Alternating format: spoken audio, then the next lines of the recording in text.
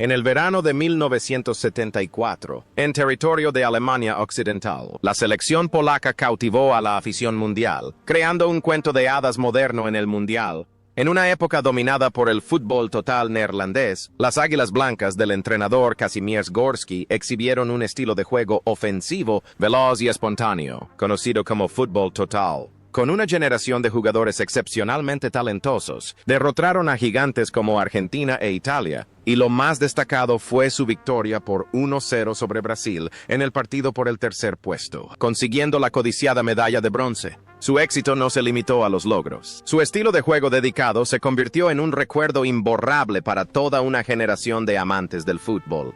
Pero detrás de esos momentos gloriosos sobre el terreno de juego se encontraban individuos con destinos muy diferentes. Han pasado 50 años y el tiempo ha marcado cruelmente sus vidas. Algunos han continuado conquistando nuevas cimas como entrenadores, otros han optado por una vida de aislamiento, otros se han visto atrapados en el torbellino de la fama y la fortuna, y otros han tenido que terminar su trayectoria en una dolorosa tragedia. Repasemos la tumultuosa trayectoria de los jugadores que formaron el alma de aquella generación dorada del fútbol polaco. Kazimierz Dejna era el general del mediocampo polaco, reconocido por su inteligencia y precisión en cada jugada. Como mediapunta y capitán, vistiendo el dorsal 12 del Legia de Varsovia, se convirtió en el cerebro y el corazón del equipo a la temprana edad de 26 años. Con su serenidad, su visión de juego y su capacidad para controlar el ritmo como un director de orquesta, Dejna dejó huella con potentes disparos de larga distancia y pases que destrozaban las defensas. En 1974, quedó tercero en la votación del Balón de Oro, junto a Johan Cruyff y Franz Beckenbauer, consolidando su estatus de jugador de talla mundial. Tras el Mundial, la carrera de Dejna dio un giro decepcionante. Debido a la normativa vigente, no se le permitió jugar en el extranjero antes de los 30 años, lo que le impidió jugar en el Real Madrid o el AC Milan. Al fichar por el Manchester City, las lesiones le impidieron brillar. Finalmente, volvió a encontrar la alegría en Estados Unidos con los San Diego Sockers, donde se convirtió en una estrella del fútbol sala. Fuera de la cancha, Dejna era un artista de espíritu libre pero crédulo. Protagonizó Escape o Victoria junto a Pelé y Sylvester Stallone, pero lo perdió todo a manos de un entrenador fraudulento. En sus últimos años, vivió una vida solitaria en el extranjero, enfrentándose a dificultades económicas y nostalgia. La soledad de Dejna en la cancha reflejaba su verdadera identidad, un genio adelantado a su tiempo, pero perdido en la realidad. Ese viaje terminó trágicamente la noche del 1 de septiembre de 1989 en San Diego, cuando falleció a los 41 años en un accidente automovilístico. Su fallecimiento conmocionó a Polonia. Años después, sus cenizas fueron llevadas de vuelta a Varsovia, donde la afición lo conmemoró como un ícono inmortal.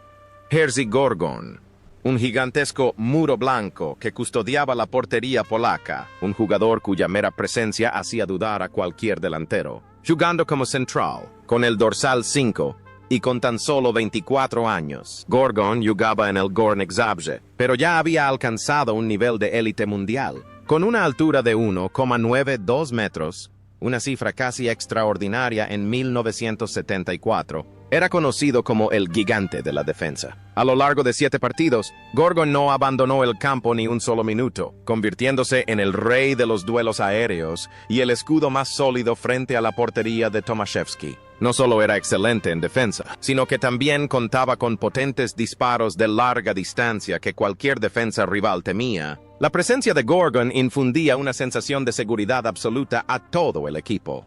Lejos de la alegría del Mundial, la vida de Gorgon tomó un rumbo extremadamente privado. Tras convertirse en leyenda con el Górnik Zabrze, se mudó a Suiza para jugar en el St. Gallen en 1980. El tranquilo ambiente suizo parecía encajar a la perfección con su personalidad, tanto que decidió establecerse allí definitivamente tras retirarse. Gorgon se distanció por completo del fútbol polaco. Rechazó casi todas las solicitudes de entrevista, no participó en programas de telerrealidad ni trabajó como comentarista como sus compañeros. Trabajó para una empresa comercial, luego entrenó equipos juveniles amateurs e incluso trabajó en una academia deportiva, viviendo la vida de un ciudadano suizo común y corriente. En cierto momento, los aficionados polacos casi perdieron el contacto con él, como si el otrora gigante se hubiera desvanecido en la niebla de los Alpes. Hay una extraña similitud entre Gorgon dentro y fuera del campo. En el campo, usa su imponente físico para proteger la portería de todo peligro. En la vida, también construye un muro igualmente sólido e invisible para proteger su privacidad y la de su familia del escrutinio mediático. Es un gigante silencioso, tanto en el fútbol como en la vida. Hoy, a sus 70 años, Jerzy Gorgon sigue viviendo tranquilamente en Suiza. Aunque ha optado por olvidar la gloria, la afición polaca nunca lo ha olvidado. La imagen de un defensa central alto y rubio, erguido como un faro contra las tormentas del Mundial de 1974, sigue siendo un referente imborrable para todos los defensas polacos que le siguieron.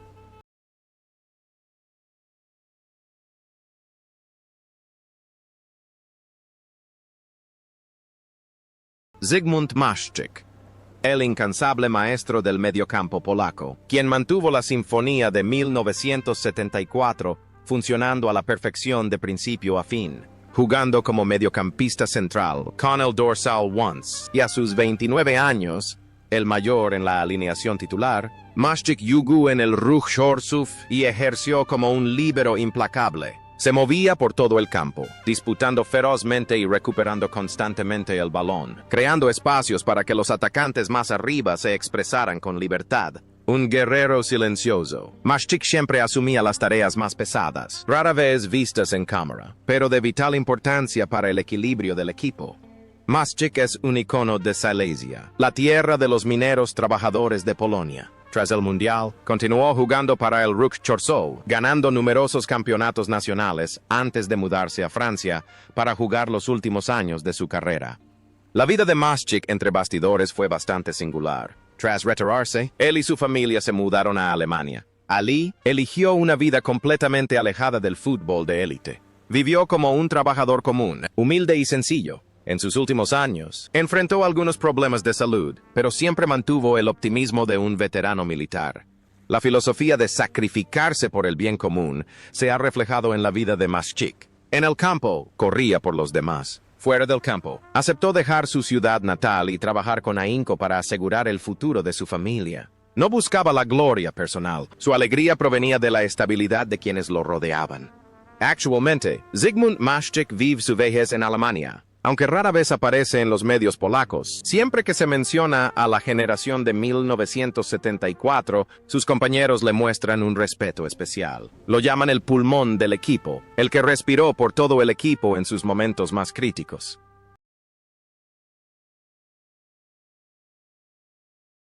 Adam Muszał, el guerrero duro de la banda izquierda, listo para afrontar cualquier entrada con una determinación inquebrantable. Jugando de lateral izquierdo, con el dorsal 9, a los 25 años, Muszał jugó en el Wisła de Cracovia y fue un símbolo de férreo espíritu de lucha. Es famoso por su tarjeta roja en la semifinal empapada contra Alemania Occidental, un momento que demostró que su pasión a veces trascendía los límites. Sin embargo, Muszał siempre fue visto como un defensa de acero, dispuesto a hacer lo que fuera necesario para proteger la portería polaca.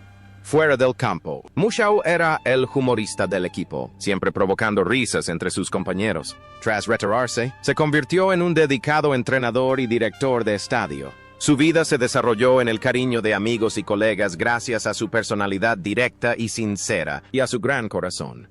Pero esa risa se desvaneció. En noviembre de 2020, Adam Muszał falleció a los 71 años. Su fallecimiento dejó una profunda sensación de pérdida en la generación dorada, como si hubieran perdido a un hermano más cercano. Partió, llevándose consigo el recuerdo de sus feroces placajes y una juventud gloriosa.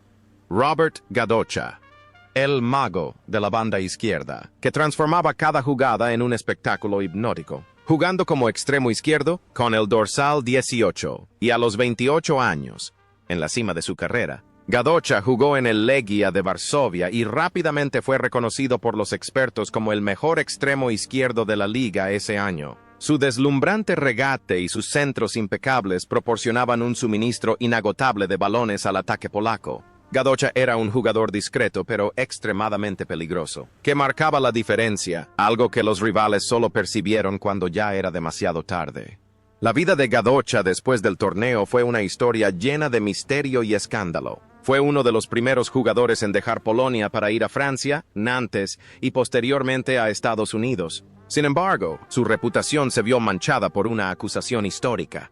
Se rumoreaba que, en el Mundial de 1974, la selección argentina le dio a Gadocha una bolsa con dinero en efectivo por valor de $18,000, una fortuna en aquel entonces, para animar a Polonia a derrotar a Italia. Gadocha fue acusado de guardar el dinero para sí mismo sin compartirlo con sus compañeros. Debido a este rumor, su relación con sus antiguos compañeros de equipo casi se rompió por completo. Gadocha decidió desaparecer. Se instaló en Florida, y cortó todo contacto con el fútbol polaco durante décadas. En el campo, Gadocha era famoso por sus impredecibles habilidades de regate que desorientaban a los defensas. Fuera del campo, realizaba una maniobra de regate similar a la de su pasado, evitando a los medios y optando por una vida solitaria. Sigue siendo uno de los mayores enigmas de la generación dorada.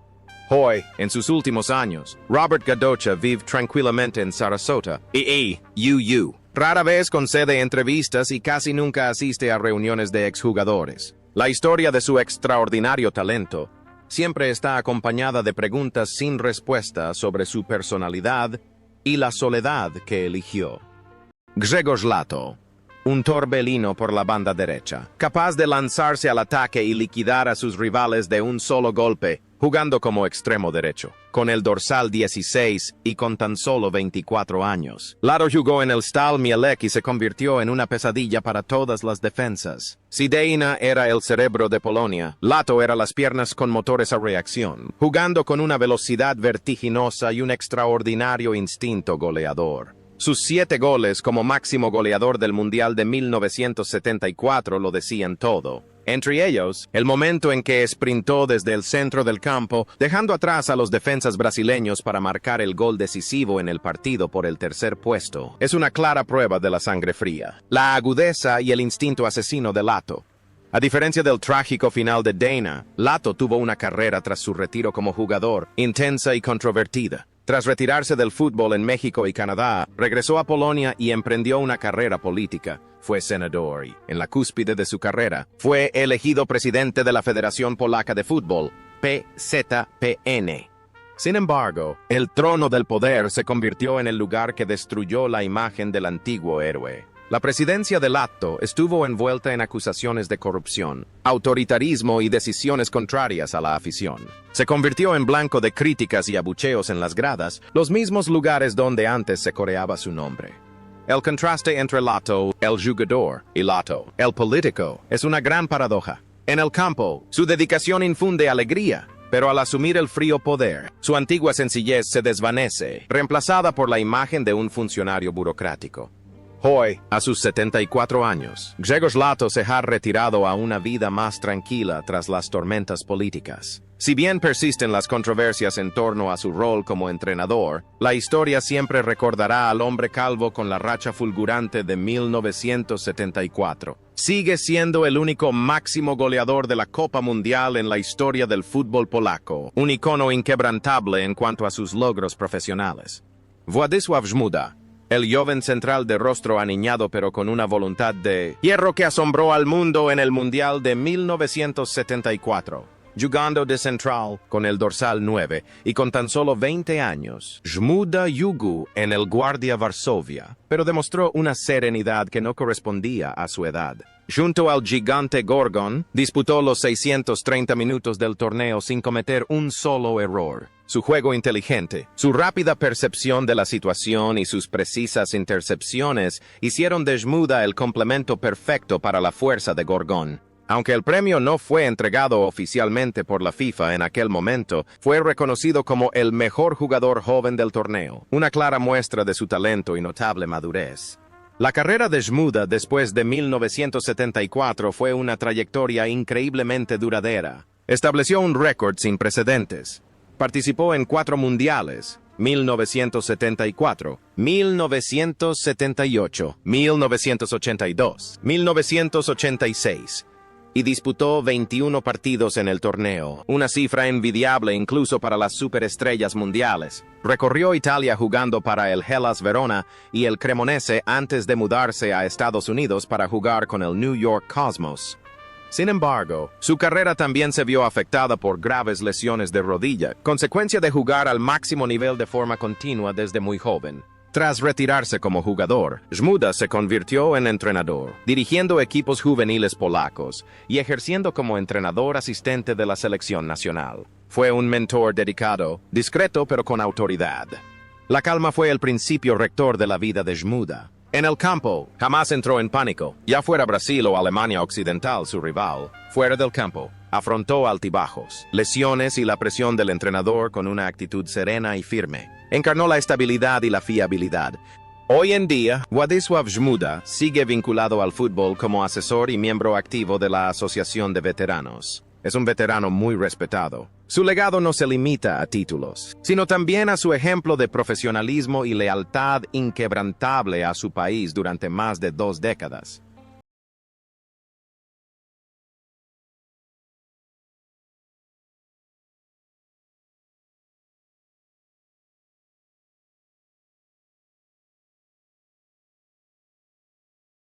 Antoni Szymanowski.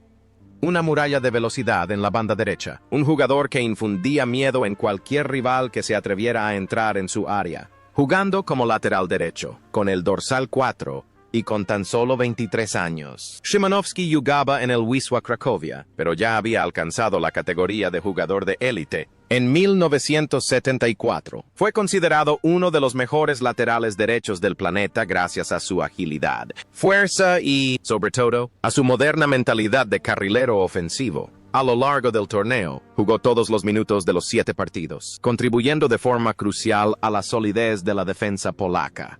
En contraste con su brillante carrera, la vida personal de Szymanowski estuvo plagada de turbulencias y tragedias familiares que rara vez compartió. Fue una leyenda del Wisła Kraków, pero a menudo se le subestimó en comparación con su verdadero talento. Tras retirarse, vivió una vida bastante aislada, trabajando como entrenador de juveniles, pero siempre alejado del brillo y el glamour mediático. Hubo periodos en los que enfrentó dificultades económicas y el anonimato público. Szymanowski es un auténtico héroe silencioso. En el campo, corre incansablemente de un lado a otro por la banda. Fuera del campo, también soporta las cargas de la vida con serenidad y sin quejarse. Actualmente, Antoni Szymanowski vive tranquilamente en Cracovia, aunque se le menciona con menos frecuencia en la prensa que a Lato o Tomaszewski. Para los expertos, sigue siendo el mejor lateral de la historia del fútbol polaco, un referente de habilidad que nadie ha superado aún.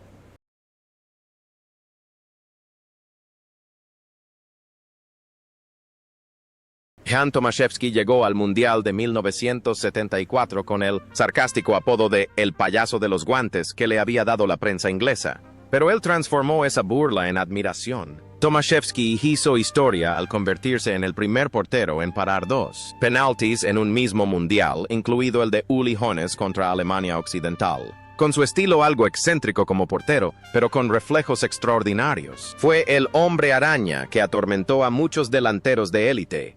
Tras retirarse del fútbol, Tomaszewski no optó por la paz. Se convirtió en uno de los comentaristas y expertos de fútbol más francos de Polonia. Era conocido por su carácter intrépido y franco, criticando con facilidad a la selección nacional, a la federación e incluso a sus excompañeros si cometían errores. Incluso entró en política y se convirtió en miembro del Parlamento, donde mantuvo su estilo confrontativo.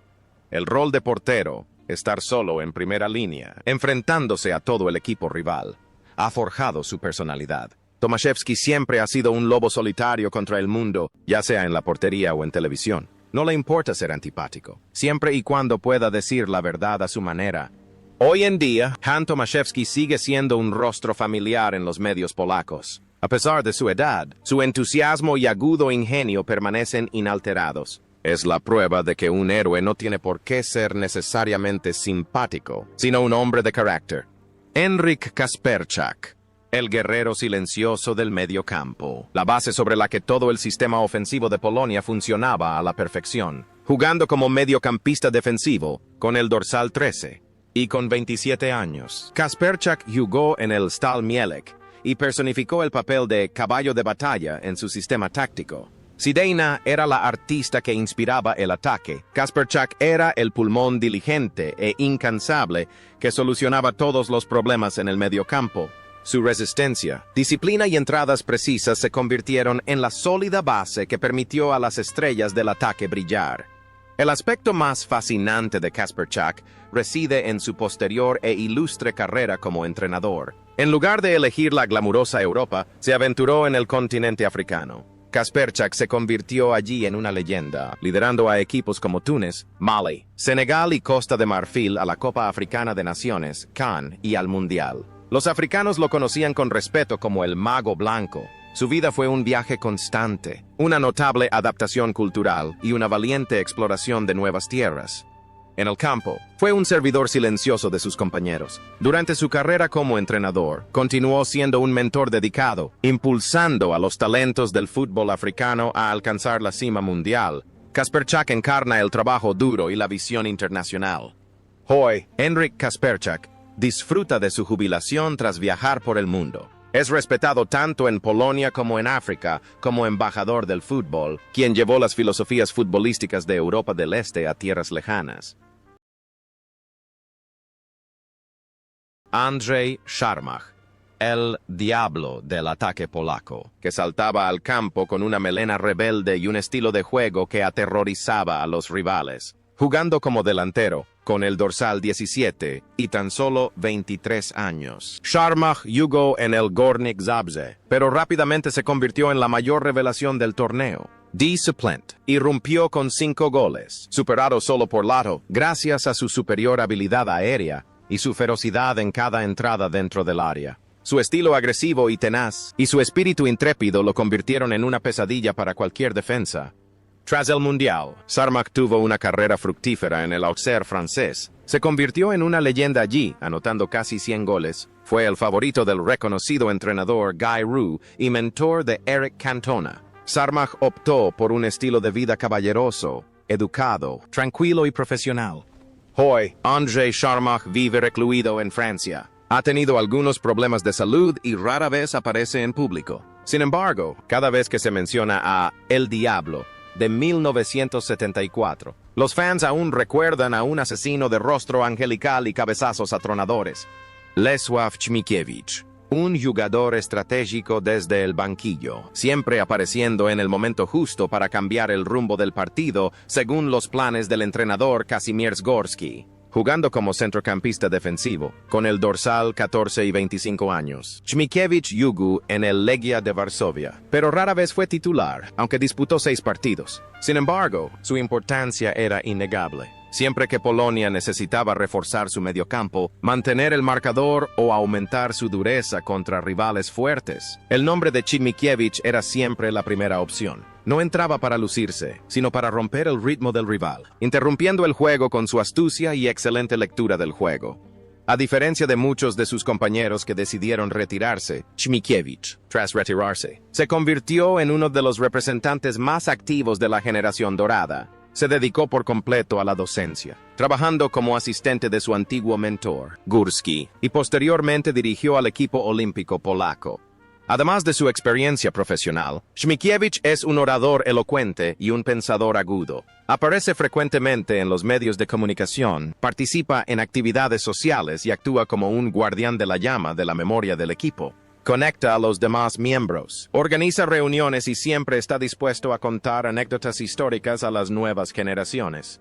En el campo, es el hombre de confianza encargado de mantener el control del juego. Fuera de él, es un guardián de los valores históricos. Su papel de suplente se ha transformado en el de representante oficial, un embajador comprometido del fútbol polaco. Hoy, Lesław Chmikiewicz sigue profundamente involucrado en el fútbol en sus últimos años. Es como un diccionario viviente, un testigo apasionado de la historia. Para él, el Mundial de 1974 no es solo el pasado, sino una lección inagotable y una fuente de inspiración que debe transmitirse para siempre.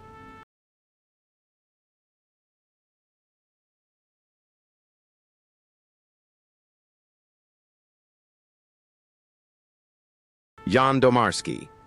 el héroe de Wembley, símbolo del espíritu que llevó a Polonia al Mundial de 1974 con un gol histórico que enloqueció a toda la nación. Jugando como delantero, con el dorsal 10, y a los 27 años, Domarski jugó en el Stal Mielec y llegó al torneo con una gloria excepcional. Sin embargo, en la fase final, la aparición del joven talento Andrzej Sarmak lo obligó a aceptar un puesto de suplente. Aún así, Domarski nunca mostró insatisfacción. Jugando solo 3 partidos con un total de 122 minutos, siempre entró al campo con un entusiasmo absoluto, aguantando el balón, desplazándose, creando espacios para que Lato o Sarmak brillaran. Domarski es un ejemplo vivo de profesionalismo, sacrificio y lealtad a los colores de su país. La carrera de Domarski en clubes estuvo estrechamente ligada a la época dorada del Stal Mielec, donde él y su compañero de equipo Grzegorz Lato formaron una dupla formidable, ayudando al equipo provincial a ganar el campeonato polaco en 2 ocasiones. Posteriormente, jugó en Francia, Nîmes Olympique y Estados Unidos.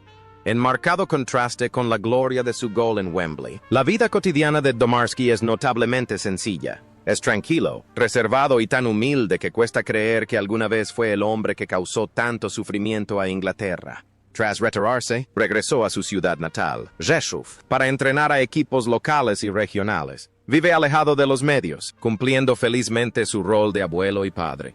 Domarski encarna el principio de conocerse a uno mismo y conocer al rival. En el campo, sabe cuándo dar un paso atrás y dejar que sus compañeros brillen. En la vida, nunca se duerme en los laureles. Para él, el gol en Wembley es un hermoso recuerdo, pero no algo que le obligue a exigir un trato especial. Es un auténtico héroe con los pies en la tierra. Hoy, a sus 80 años, Jan Domarski vive una vida sana y tranquila en Rzeszów. Aún lo invitan con frecuencia a eventos conmemorativos, pero nunca habla demasiado de sí mismo. Es un símbolo viviente que nos recuerda que, a veces, la persona con mayor mérito no es necesariamente la que lleva más tiempo en el candelero,